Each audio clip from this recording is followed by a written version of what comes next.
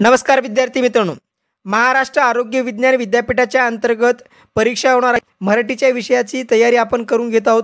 त्यानंतर जीकेच्या विषयाची आपण तयारी करून घेत आहोत।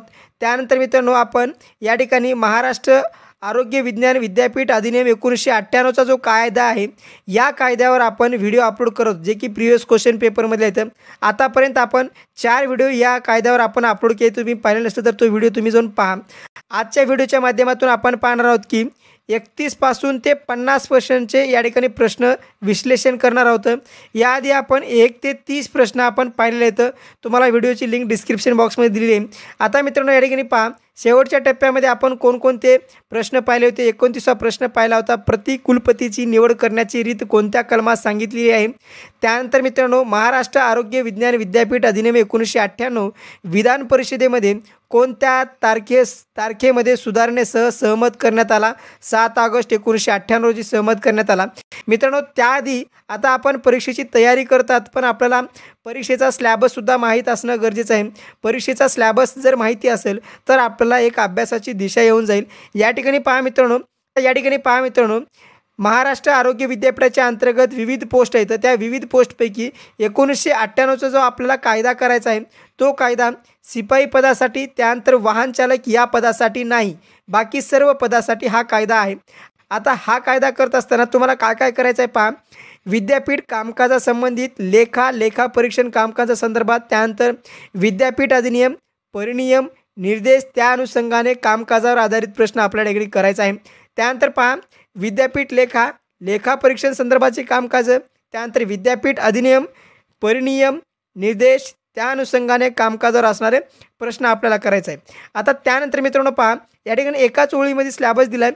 विद्यापीठ अधिनियम, परिनियम, निर्देश, त्यानंतर त्या अनुषंगाने कामकाजावर आधारित प्रश्न। एकंदरीत आपल्याला महाराष्ट्र आरोग्य विद्यापीठ अधिनियम 1998चा जो कायदा आहे, त्या कायद्याला आपल्याला सविस्तर अभ्यासायचा आहे।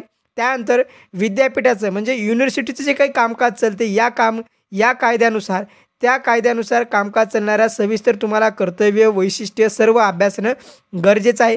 मित्रांनो, तशा प्रकारे आपण आपल्या यूट्यूब चॅनलच्या माध्यमातून तयारी करून घेतच आहोत। आपण आतापर्यंत 4 व्हिडिओ अपलोड केले तर ते तुम्ही 4ही व्हिडिओ पहा। मित्रांनो, आपण विद्यापीठ अधिनियम 1998चा जो कायदा आहे, या कायद्यावर आपण टेस्ट सिरीजसुद्धा सुरू करणार होतं, म्हणजे PDF तुम्हाला उपलब्ध करून दिले जाणार आहे। त्या PDF काय असणार आहे तर 50 क्वेश्चन असणार आहेत आणि त्यांचे आन्सर असणार आहेत। यातून तुमची 100% तयारी होणार आहे आणि 20 पैकी तुम्हाला 15 ते 18 मार्क हमखास या PDFच्या किंवा आपल्या टेस्ट सिरीजच्या माध्यमातून दिले जाणार आहेत। टेस्ट सिरीज तुम्हाला मिळवायची असेल किंवा टेस्ट सिरीज जर तुम्हाला जर घ्यायची असेल तर खाली जो स्क्रीनवर नंबर दिसतोय, त्या नंबरवर मला मेसेज करा, तुम्हाला टेस्ट सिरीज उपलब्ध करून दिली जाईल। आता मित्रांनो, या ठिकाणी पहा, आता आपण सिलेबस समजून घेतला होता। आता प्रकरण 5 कोणतं आहे, या ठिकाणी पहा, प्रकरण 5 मध्ये परिनियम, आदेश, नियम, विनियम कलम किती आहे तर कलम 48 ते 52 पर्यंत आहे। आपण आधी सिलेबस कायासाठी पाहिला होता की सिलेबसमध्ये परिनियम दिलेला आहे, आदेश दिलेला आहे, त्यानंतर विद्यापीठ कामकाजासंदर्भाची माहिती दिलेली आहे। त्यामुळं आपल्याला प्रकरण 5 हे यासाठी करायचं आहे की यावर 100% जवळपास 4 ते 5 क्वेश्चन तुम्हाला विचारणार आहेत। म्हणून तुम्हाला प्रकरण 5 हे तोंडपाठच करणं गरजेचं आहे। IMP आहे प्रकरण 5। आता या ठिकाणी प्रकरण 5 मध्ये किती कलम आहेत तर एकूण 48 ते 52 पर्यंतची कलम आहेत। कलम 48 काय, परिनियम आहे। कलम 49 काय, परिनियम कसे करावे हे कलम 49 सांगते। त्यानंतर कलम 50 काय सांगते की आदेश व त्याचे विषय आहेत। त्यानंतर कलम 51 काय सांगते, आदेश व ते तयार करणे।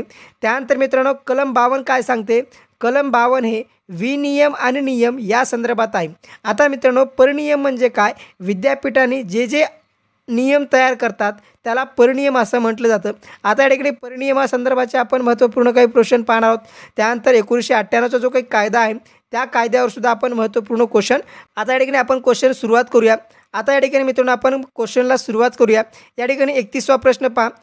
आजच्या व्हिडिओच्या माध्यमातून आपण 31 ते 50 पर्यंत आपण महत्त्वपूर्ण प्रश्न पाहणार आहोत। त्यामुळे मित्रांनो, व्हिडिओ नक्की शेवटपर्यंत पहा। जर चॅनलला अजूनपर्यंत तुम्ही सबस्क्राईब केलं तर चॅनलला सबस्क्राईब करून ठेवा। असेच डेली अपडेट तुम्हाला या ठिकाणी येत राहतील। चला तर मग मित्रांनो, व्हिडिओला सुरुवात करूया। 31वा प्रश्न पहा, परीक्षा मंडळाची प्रत्येक विद्याक्षेत्रात किती वेळा बैठक होणे आवश्यक असते। परीक्षा मंडळाची विद्यासत्रात किती वेळा बैठक होणे आवश्यक असते? तर याचं योग्य उत्तर आहे मित्रांनो, परीक्षा मंडळाची एका विद्याक्षेत्रात किंवा एका वर्षाच्या विद्याक्षेत्रामध्ये एक वेळेस बैठक होणं आवश्यक असतं. त्यानंतर मित्रांनो 32वा प्रश्न या ठिकाणी आपण समजून घेऊया. विद्यापीठाचा भौतिक विद्याविषयक विकास आराखडा तयार करण्याचे काम कोण करतो? तर नियोजन मंडळ हे विद्यापीठाचा भौतिक व विद्या विकास आराखडा तयार करण्याचं काम नियोजन मंडळाकडे असतं. त्यानंतर मित्रांनो 33वा प्रश्न पहा. कलम 48 अंतर्गत परिनियममध्ये एकूण किती बाबीची तरतूद करण्यात आलेली आहे? या ठिकाणी परिनियमावर प्रश्न विचारणार आहे, तर त्यामुळे परिनियम या ठिकाणी प्रश्न पहा. कलम 48 अंतर्गत काय परिनियम आहे? यामध्ये एकूण किती बाबीची तरतूद म्हणजे किती विषयावर विद्यापीठ परिनियमाच्या अंतर्गत कायदे करू शकते किंवा त्यावर प्रस्ताव आणू शकते, अशा किती बाबी आहेत या कलम 48मध्ये परिनियमामध्ये? 17 आहेत, 19 आहेत, 14 आहेत, 20 आहेत. तर याचं योग्य उत्तर आहे मित्रांनो, परिनियमामध्ये एकूण 17 बाबीचा समावेश केलेला आहे. या 17 बाबीवर विद्यापीठ काय करते? कायदा करू शकते. मित्रांनो त्या 17 बाबी कोणत्या आहेत त्यास तुम्हाला जर पाहायचं असेल तर तुम्हाला महाराष्ट्र आरोग्य विद्यापीठ अधिनियम 1998 जो PDF आहे ते PDF तुम्हाला अभ्यासणं गरजेचं आहे. जर तुम्हाला PDF हवी असेल फ्रीमध्ये तर मला व्हॉट्सअपला मेसेज करा, खाली जो नंबर दिसतोय तुम्हाला ती PDF उपलब्ध करून दिली जाईल. आता त्यानंतर मित्रांनो पहा 34 नंबरचा प्रश्न या ठिकाणी आपण समजून घेऊया. परिनियम कसे करावयाचे याबाबत योग्य विधान कोणते? IMP प्रश्न आहे मित्रांनो, या ठिकाणी पाठच करा. या ठिकाणी प्रश्न विचारला की परिनियम तयार करायचा आहे त्या संदर्भाचे कोणते विधान बरोबर आहे? अधिसभेने सहमत केलेला प्रत्येक परिनियम कुलपतीकडे सादर करण्यात येईल. विधान. विधान वाचा. कुलपती त्याबाबत अनुमती देतील किंवा रोखून ठेवतील. त्यानंतर विधान वाचा. फेरविचारासाठी तो परिनियम अधिसभेला परत पाठवतील. अशा प्रकारचे 3 विधान आहेत. या ठिकाणी पहा मित्रांनो, या ठिकाणी 4 पर्याय दिले तर बरोबर, बरोबर, बरोबर, सर्वच बरोबर. तर याचं योग्य उत्तर आहे मित्रांनो, सर्वच ही विधाने बरोबर आहेत. या ठिकाणी पहा परिनियम जर सादर करायचा असेल किंवा परिनियमाला जर मंजुरी मिळायची असेल तर कुलपतीकडे द्यावं लागतं. कुलपतीकडे सादर करणं बंधनकारक असतं. कुलपती त्याला अनुमती देऊ शकतात किंवा रोखून ठेवू शकतात किंवा त्यासाठी फेरविचारासाठी अधिसभेला पाठवू शकतात. अशा प्रकारे कुलपतीला सुद्धा सर्व अधिकार या ठिकाणी दिलेले आहेत. त्यानंतर मित्रांनो प्रश्न 35वा पहा. कलम 83 नुसार आगामी वर्षाकरता विद्यापीठाचे वार्षिक वित्तीय अंदाज वर्ष सुरू होण्यापूर्वी टिंब महिने आधी वित्त व लेखा समितीच्या निर्देशनानुसार व्यवस्थापन परिषदेकडून तो अहवाल तयार करण्यात येईल. कधी तयार करण्यात येईल? या ठिकाणी पहा कमीत कमी 2 महिने आधी, 3 महिने आधी, 4 महिने आधी, कमीत कमी 5 महिने आधी. तर याचं योग्य उत्तर आहे मित्रांनो, कमीत कमी 2 महिने आधी वित्त व लेखा समितीच्या निर्देशानुसार व्यवस्थापन परिषदेकडून तो अहवाल तयार करण्यात येतो. त्यानंतर मित्रांनो 36वा प्रश्न या ठिकाणी समजून घेऊया. वार्षिक वित्तीय अंदाजपत्रकाला कोणाची मंजुरी झाल्याशिवाय तो लागू होत नाही? IMP प्रश्न आहे. वार्षिक वित्तीय अंदाजपत्रकाला कोणाची मंजुरी झाल्याशिवाय तो लागू होत नाही. या ठिकाणी 4 पर्याय दिले तर अधिसभा, व्यवस्थापन परिषद, कुलगुरू, कुलपती. तर याचं योग्य उत्तर आहे मित्रांनो, कुलपतीची मंजुरी झाल्याशिवाय वार्षिक वित्तीय अंदाजपत्रकाला अंदाजपत्रक हे लागू होत नाही. विद्यापीठाच्या सर्वसाधारण निधीमध्ये कोणत्या बाबीचा समावेश होतो? अशा प्रकारचा या ठिकाणी प्रश्न विचारला आहे. या ठिकाणी 3 पर्याय दिले तर राज्य शासन, केंद्र शासन यांच्याकडून मिळालेला निधी, फीस व आकार म्हणजे विद्यापीठाकडून विद्यार्थ्याची जी फीस असते ती फीस व आकार, त्यानंतर राज्य शासनाच्या परवानगीने घेतलेली कर्ज, यापैकी कोणत्या बाबीचा सर्वसाधारण निधीमध्ये समावेश होतो? बरोबर, क बरोबर, बरोबर, सर्वच बरोबर. तर याचं योग्य उत्तर आहे मित्रांनो, या तिन्ही बाबीचा विद्यापीठाच्या सर्वसाधारण निधीमध्ये समावेश होतो, म्हणून सर्वच ही विधानं बरोबर आहेत. त्यानंतर मित्रांनो 38वा प्रश्न पहा. कोणत्या कलमाअंतर्गत विद्यापीठ निधी स्थापन करेल? या ठिकाणी प्रश्न विचारला की विद्यापीठ निधी कोणत्या कलमाच्या अंतर्गत विद्यापीठ स्वतःचा निधी तयार करेल, अशा प्रकारे प्रश्न विचारला आहे. तर याचं योग्य उत्तर आहे मित्रांनो, कलम 84च्या अंतर्गत विद्यापीठ निधी स्वतःसाठी स्थापन करेल. त्यानंतर मित्रांनो 39वा प्रश्न पहा. कोणत्या कलमाअंतर्गत विद्यापीठाची उद्दिष्टे सांगितलेली आहेत? कलम 4, कलम 5, कलम 8, कलम 3. कोणत्या कलमाच्या अंतर्गत विद्यापीठाची उद्दिष्टे सांगितली आहेत? तर याचं योग्य उत्तर आहे मित्रांनो, कलम 4च्या अंतर्गत विद्यापीठाची उद्दिष्टे सांगितली आहेत. उद्दिष्ट किती आहेत त्याचा तुम्हाला अभ्यास करणं गरजेचं आहे आणि कोणकोणती उद्दिष्टे आहेत त्याचासुद्धा तुम्हाला अभ्यास करणं गरजेचं आहे. त्यानंतर मित्रांनो विद्यापीठाचा मुख्य कार्यकारी व विद्याविषयक अधिकारी कोण असतो? IMP प्रश्न आहे, तोंडपाठच करा, सोप्पा आहे.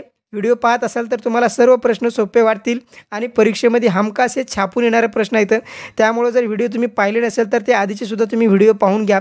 आता या ठिकाणी पर्याय पहा, कुलपती, कुलगुरू, प्रतिकुलपती, प्रतिकुलगुरू. तर याचं योग्य उत्तर आहे मित्रांनो, कुलगुरू हे विद्यापीठाचा मुख्य कार्यकारी किंवा विद्याविषयक अधिकारी असतो. कोण असतो? तर कुलगुरू हे विद्यापीठाचा मुख्य कार्यकारी आणि विद्याविषयक अधिकारी असतो.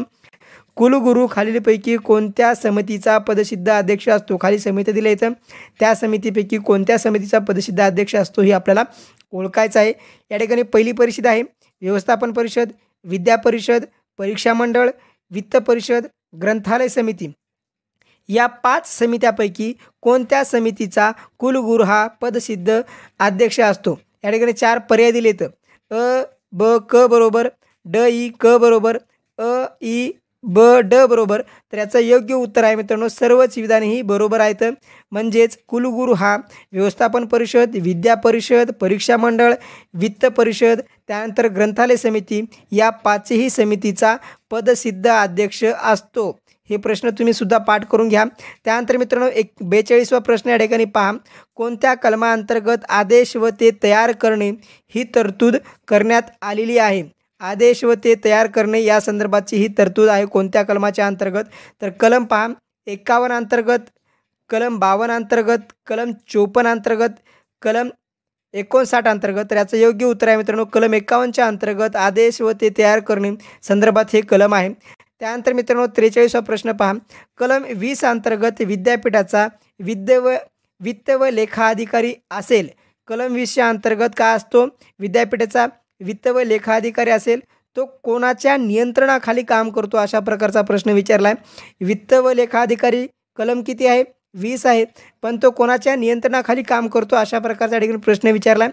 कुलपतीच्या नियंत्रणाखाली, कुलगुरूच्या नियंत्रणाखाली, प्रतिकुलगुरूच्या नियंत्रणाखाली की यापैकी नाही? तर याचं योग्य उत्तर आहे मित्रांनो, वित्त व लेखा अधिकारी कुलगुरूच्या नियंत्रणाखाली काम करत असतो किंवा त्यांना मदत करत असतो. त्यानंतर मित्रांनो 44वा प्रश्न पहा, वित्त व लेखा अधिकाऱ्याचे कर्तव्य कोणती आहेत? अशा प्रकारचा प्रश्न विचारला आहे. वित्त व लेखा अधिकाऱ्याचा हा सुद्धा प्रश्न विचारलेला आहे. त्यानंतर रिपिटेशन होते. त्यानंतर स्लॅबसनुसार तुम्हाला हा या ठिकाणी प्रश्न आपण काढलेले आहेत. या ठिकाणी पहा मित्रांनो, विद्यापीठाच्या आर्थिक स्थितीवर कुलगुरूला सल्ला देण्याचं काम वित्त व लेखा अधिकारी करतो. रोख रक्कम बँकेतील शिल्लक रकमेवर लक्ष ठेवण्याचं काम वित्त व लेखा अधिकारी करतो. अ बरोबर, ब बरोबर, दोन्ही चूक, तर सर्वच बरोबर. याचं योग्य उत्तर आहे मित्रांनो, दोन्ही विधाने या ठिकाणी बरोबर आहेत. त्यानंतर मित्रांनो 45वा प्रश्न या ठिकाणी पहा, नियोजन मंडळाचे वर्षातून कितीदा बैठक होते? 2दा, 4दा, 5दा, 3दा. नियोजन मंडळाचं कलम किती आहे ते तुम्ही कलम कमेंट बॉक्समध्ये कमेंट करा किंवा तुम्ही पाठ करून घ्या. त्यानंतर मित्रांनो याचं योग्य उत्तर आहे 2दा. म्हणजे नियोजन मंडळाची वर्षातून 2दा बैठक घेणं आवश्यक असतं.